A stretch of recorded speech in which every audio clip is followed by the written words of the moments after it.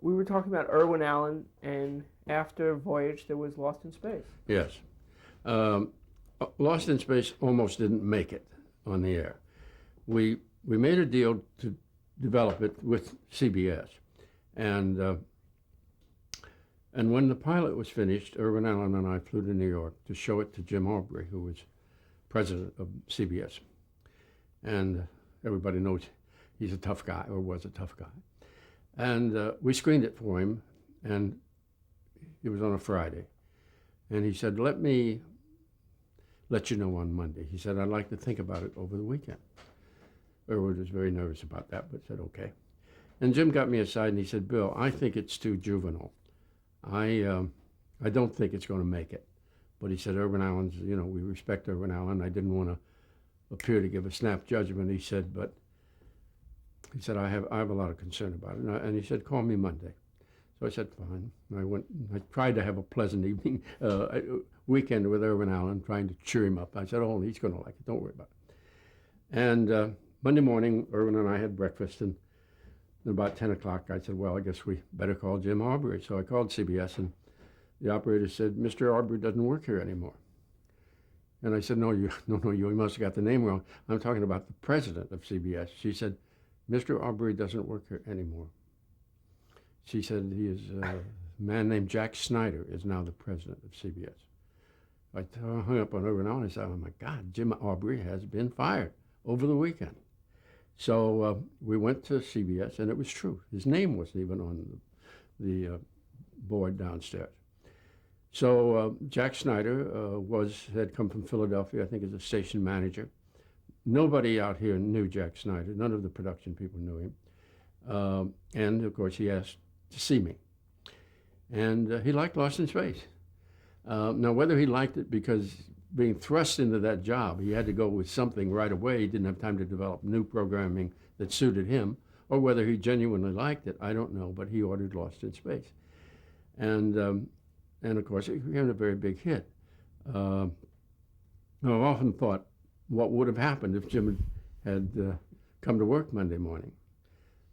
One reason we liked the show is the cast. Yes. Were you involved with the casting? I was involved with the casting of all the shows. I mean, I must tell you, having been an actor, and knowing the importance of casting, and as I think I may have said, Tom Moore once told me the best thing about Fox pilots, they're always well cast. That I was involved in casting on every show that ever got made during my time out there.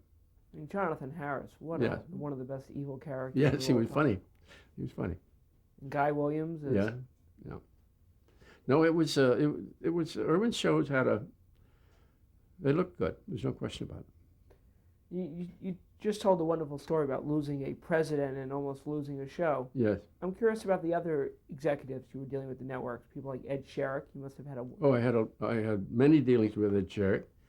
Not all pleasant, though we were very good friends.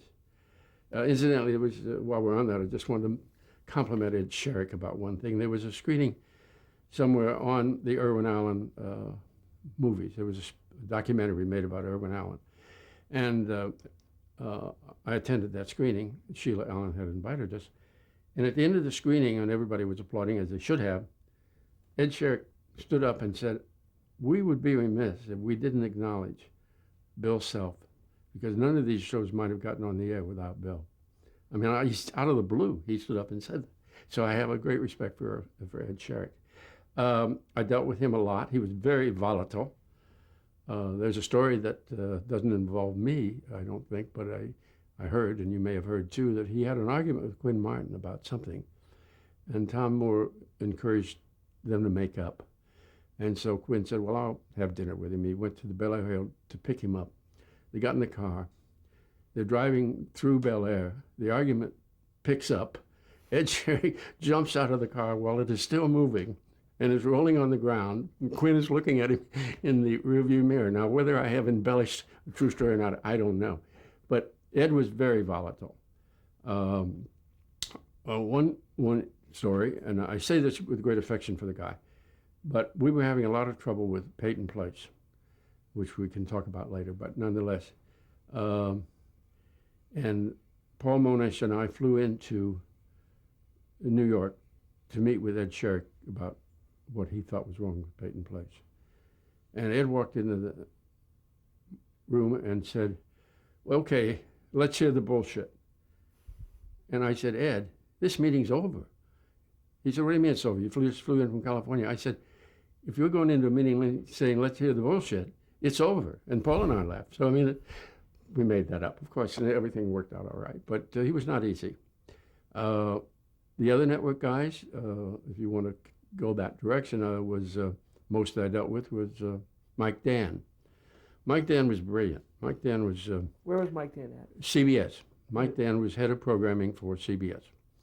And he was brilliant. And he was a great strategist. If he needed to do something to win that week Nielsen, he figured out a way to do it. He was an amusing fellow. He was always kind of fun to talk to Mike Dan. I remember when The Ghost of Mrs. Muir got canceled, and I loved The Ghost of Mrs. Muir. I thought it was a great show. But it was canceled. And David Gerber was with me. He was a salesman. They said, let's dash over to CBS, which is right across the street, and try to sell this show to Mike Dan. I think it's a perfect CBS show. I said, great. So we dashed across the street. 10 minutes hadn't gone by from the time that I knew that it had been canceled. We walked into Mike Dan's office. He's sitting with his back to the door, looking out the window, and without turning around, he said, I am not going to buy The Ghost of Mrs. Muir. You'd heard about it that fast. And so he said, okay, goodbye. But so he was always amusing and always good. At CBS, at NBC, I dealt a lot with Mort Werner in the very early days of that, and Don Durgan, who was president of, in fact, I dealt with them when I sold them Bracken's World, and I would like to tell you a story about Bracken's World a little bit later. I also dealt a little bit with their bosses, which would be Goldenson and Sarnoff and Paley, Bill Paley. But in those days, we dealt mostly with the head of programming. Going back to ABC, there was Peyton Place, which was Yes. just a wonderful show. Tell us about your memories of Peyton Place. Well, Peyton Place was the first hit that I was involved with that became the #1 show in the country and the #2 show in the country because it was on twice a week. The project was brought to us. It was not originated by me. It was brought to us by, a suggestion to do it was brought to us by ABC. But we owned the property. And it was determined to do it as the first nighttime serial. I think three things I'm proud of is of the innovative things that we did at Fox. We brought the first nighttime serial to television. We brought the first nighttime comic strip to television in Batman. We brought the first show that was starred a Negro performer, a black performer in Julia with Diane Carroll. And but anyway, Peyton Place had enormous challenges creatively because they wanted to do it twice a week. And so we felt we had to shoot it twice a week. And with the same cast, it was always a juggling. Can we use Mia Farrow in this part of it or that part of it? And it was, we wrote a pilot, and we had the pilot shot. And again, I went to New York with the pilot and took it over to short to Goldenson and others. And they bought it, put it on the air. There were some creative changes made. The actor who played the doctor in Peyton Place was in the pilot, the head of the high school. He was principal of the high school. And there were two or three other changes made in it from the time that we shot the pilot. And they were to enable these characters to become more involved in the story. So they were good changes. So we went on the air to probably very bad reviews. The LA Times, I believe, said something like, the critic said, a new show premiered last night called Peyton Place. And after I get over my nausea, I will review it. I mean, that's not the best opening to get.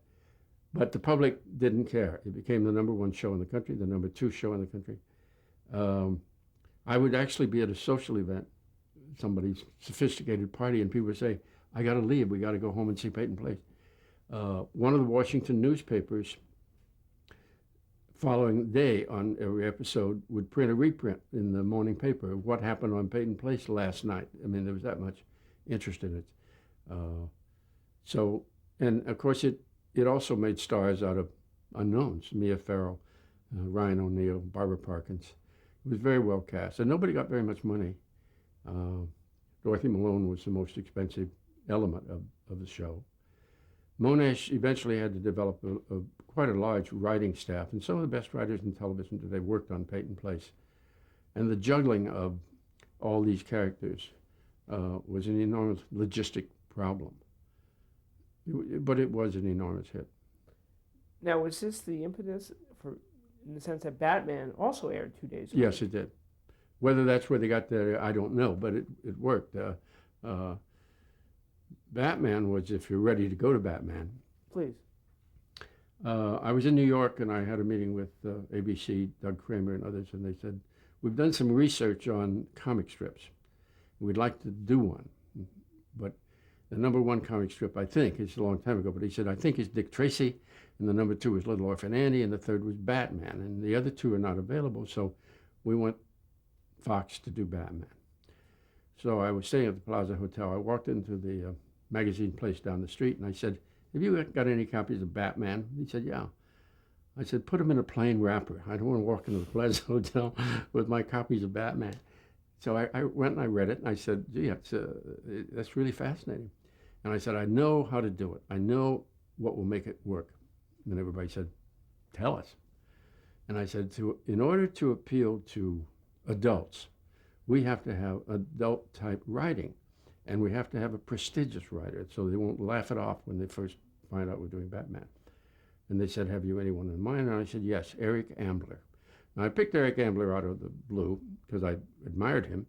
And secondly, I had a way to get to Eric Ambler in that he was a friend of Bill Dozier. And Eric and his wife, who was producer of the Hitchcock show, as you know. So I called Bill Dozier and I said, we want to do Batman, and I'd like to get Eric Ambler to write it. And he said, it's a great idea. I'll set up a luncheon. So we had lunch, and I told Mr. Ambler what I wanted to do, and he laughed at me. It was very charming, but he said, Bill, I am not going to write Batman. I'm not going to do it. So we gave up on that. But now I had Dozier involved with me, and Dozier came up with the other writer, whose name is escaping me now. I forgot who wrote Batman Pilot, but a very good writer, and that's how that project got put together. Now, after we made it, we had an ASI test. You know what an ASI test is, I'm sure. It's just, where you sit there with these knobs in your hand and say you're having a good time or a bad time. And Ed Sherrick, let's speak of Ed, was coming out from New York to attend the ASI test on Batman. And they were committed to put it on the air by this point. And I went to the test, and we should, with a comedy, get a 90. We got a 50. I mean, it was a disaster. I've never attended an ASI test that got a lower score. And we were going to meet, Ed Sherrick's plane was delayed. He wasn't there. He was going to meet us at the Beachcombers later. So we all met, and Ed waltzes in. He's all enthusiastic, and he said, what did we get? And I said, a 50. He said, he laughed. He said, no, come on, Bill. No lighter. What do we do? I said, we got a 50. And all of a sudden, the evening got very serious. And up to that point, we had not put in the pows, the whops, the other things. We hadn't put in the narration, which Dozier ended up doing, the voiceover. We went back and did that all over again because we realized we were not letting the audience know what kind of show it was. When it aired, the night that it aired, I got a phone call, got home, and I had a private number from a young man who said, are you the William Self involved with Batman? I said, yes. He said, I'm sitting here with my fraternity brothers at Stanford or wherever he was. Is it supposed to be funny? And I said, yeah, it's supposed to be funny. He said, then we loved it. But even he didn't know what we were doing, So it was a matter of educating the ads and everything, educated people that Batman was a comedy. And of course, it became the number one show in the country. Fantastic. Are you surprised that it's running 35, 40 years later? Yes, I'm not so surprised. I'm disappointed that I don't own part of it. I think that's my biggest disappointment. But it was, I'm a little surprised. But even today, Uh, Not necessarily. I was in England. I was in Ireland last year with my son, who bought something with a credit card, and the clerk said to him, "Oh," he said, "you're from California, and your name is Self. Do you have, by any chance, know William Self?" And my son said, "That's him standing over there, waiting for me to get my suit." So even today, in far off lands, Batman is a hit. Was Bob Kane involved, or how do No, you say? no, I have no impression of Bob being involved. I know, uh, uh, I had to make a deal with him, but I don't ever have any impression of him being involved. Now, the success of Batman brought us Green Hornet. They brought the Green Hornet, yeah, which also, was a Dozier project. And I remember interviewed who was the guy that played Kato in that? Bruce Lee? Bruce Lee, yeah. Bruce Lee came to my office and demonstrated what he did, and I didn't make any sense to me, but I said to Dozier, this guy for real? He said, "Oh yeah, this guy's just for real. He could do some damage." And so we hired Bruce Lee, but it didn't work. I'm not sure why it didn't work. I'm not sure why things do work, and so it was hard. But even Batman had a very short life. Well, a fairly short life, but much more than Green Hornet, of course. Yeah. The one thing that's wonderful about Batman is the guest stars. Yes. And Well, they wanted to do it, as you know. The guest stars in Batman often came to us and said, "I want to do it," and that was great. And another series was the Monroes. Yeah, the Monroes was a nice series. It was a story, as you probably know, of a mother and father who were killed going out west with their family, and the family refuses to separate and keep together and keep going on their own. It was, I think, the first show with Barbara Hershey was in, and it was a very nice show, but it never really took off. It was, a Little House on the Prairie, but it never quite achieved what I hoped it would. But it was nice. It was a nice show. But one show that really made an impact was Julia.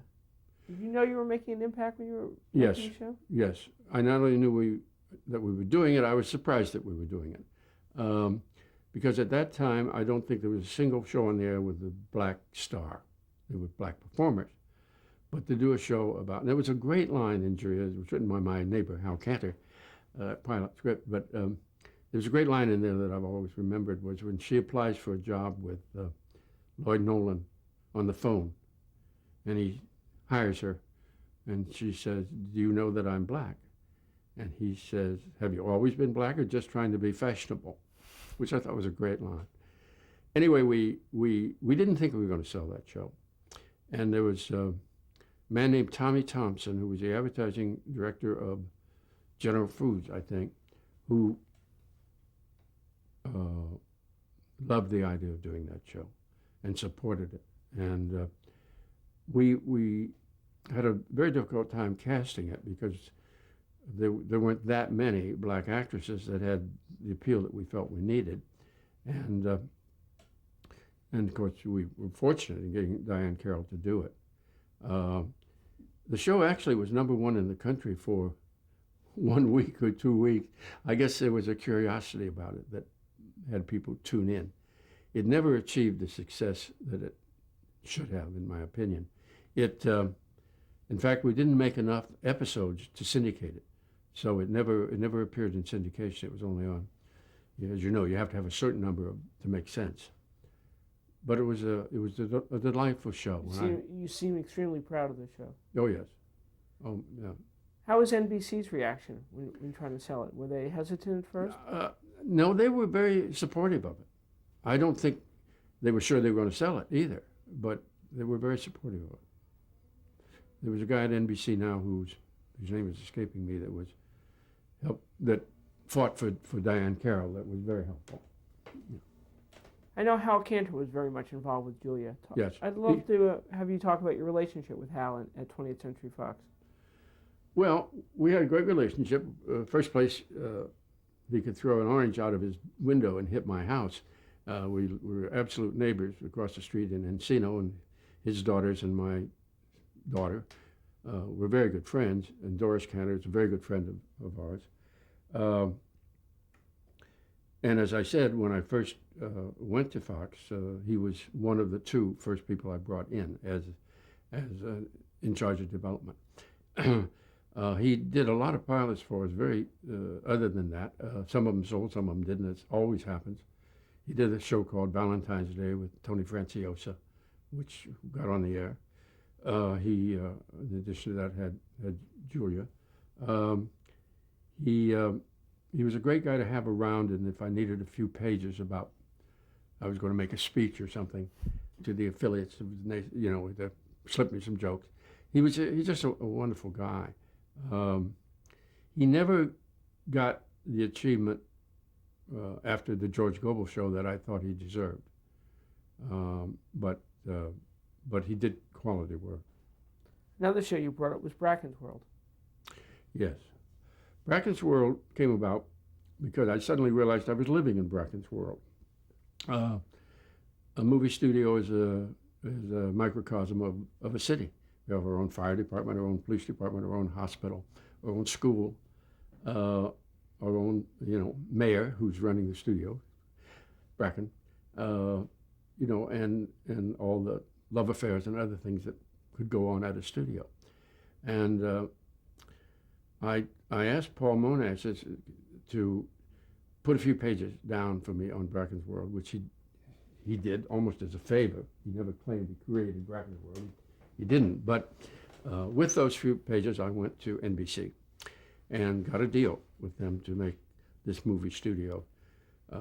It hit an unfortunate timing problem in that at that point the networks were getting very family hour oriented, concerned about sex, concerned about violence, concerned about so instead of dealing with a Joan Crawford type actress that you're having a problem with, I was dealing with Shirley Jones type actresses having a different kind of problem. It didn't have the guts that I envisioned when we started. However, I had a casting thought that I thought was brilliant.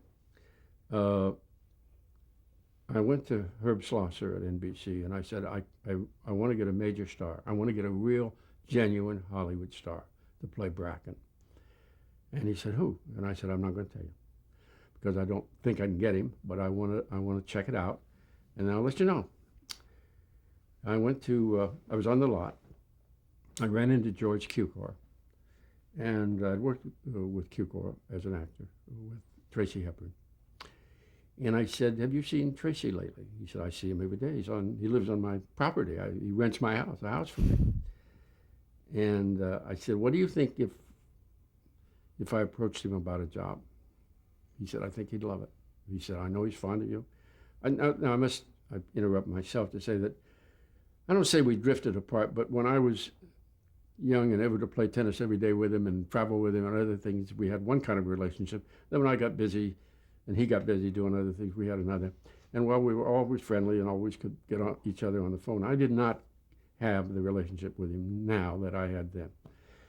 So I called Hepburn, because they were, at this point, living in the same house, which unusually they normally didn't. And I said, I would like to see Spence. What do you think? Because Spence, you had to be a little careful with Spence. And she said, I think he would love it. So I went up. And I told him Bracken's World. And I said, I know you've never done television. I know you may not want to do television, but this is the project. And I said, I can isolate you because the head of the studio doesn't have meetings on the street corner. You have meetings in his office. So most of your scenes take place in your office. And if we wanted to go to the commissary, we could do that. If you want to go to the projection room, we could do that. But you would not have to work that hard. And I could give the impression that you're all through the movie. And he said, what are you going to pay me? And I said, well, I'm going to discuss that with Abe Lasford. I'm not going to discuss that with you. He said, no, if you discuss it with Abe Lasford, he'll turn you down. He doesn't want me to do television. He said, what are you going to pay me? So I looked at Hepburn. I said, I don't know. I mean, God, I didn't come here prepared to make you a business proposal. He said, well, tell me something. Give me a figure. So this was, 30 years ago? I said, off the top of my head, I'll pay you $10,000 a day. You work 1 or 2 days a week. And we'll probably make 26 episodes, so you, times 2 times a week, it'd be, at least 50 days where you get $500,000, something like that. He said, doesn't sound bad. He said, let me think about it. So I left. I went back to my office. I get a phone call from Abe Lasfo. And he said, what the hell are you doing, Bill? He said, you know better than that. You've been around long enough. You're not going to talk about Spencer Tracy at $10,000 a day. You can't. He has to have ownership. He has to have. He said, it's nonsense, Bill. He said, I'm angry at you. I said, don't be angry at me. Yeah, be angry at Spencer. I didn't want to say anything. And he said, look, I don't think he'll do it, but if he does, we have to have a whole new deal. I said, I agree. We'll have a whole new deal. Forget the figures. I was just talking to Spence. So I went back, and Spence said, I think I'd like to do it. And I said, can I tell NBC that? Because I don't want to mislead them. He said, yes. So I went to Herb Schlosser. I said, okay, we may have Spencer Tracy. In my opinion, the greatest actor of the talking screen. And he said, gee, that's terrific. He said, what's he look like? I said, Herb, what do you mean, what's he look like? He looked like Spencer Tracy. And he said, I'd like to meet him. And I said, Herb, I don't know. Why do you want to meet him? He said, well, I have to tell Mark Winter, with Don Durgan, somebody, that I had a meeting with Spencer Tracy, and he said he was interested. He said, I have to do that. I said, all right. So I went back to Spence and Kate, and I said, Herb would like to meet you. And Spence said, what's he want to do? See how old I look? And I said, oh, no, far be it. Not that. He just has to report back that he's met with you. So I set up that meeting. They had that meeting. And that went well. And Herb was pleased. And then Hepburn, he left. And Hepburn walked me to the door by myself. And she said, Bill, he means it. And he likes you. I don't think he'll ever do it. And I don't want you to count on it. He's not well enough to do it. She said, he said, we've known each other too long for me to not let you know the truth. I said, well, I appreciate that. And of course, we know what happened. He made Gus, who was coming to dinner, and he died. And he was never in it. But as a result of that, because now every other actor that we proposed for Bracken was a disappointment to NBC, we eliminated Bracken entirely as a visual character and gave him an executive secretary played by Eleanor Parker. And she became Bracken's voice. That didn't work too well because she was a messenger, and she didn't really feel she was being well used. And the next year we hired Leslie Nielsen to play Bracken. And the next year we didn't hire anybody because the show went off the air. What a wonderful story. Yeah.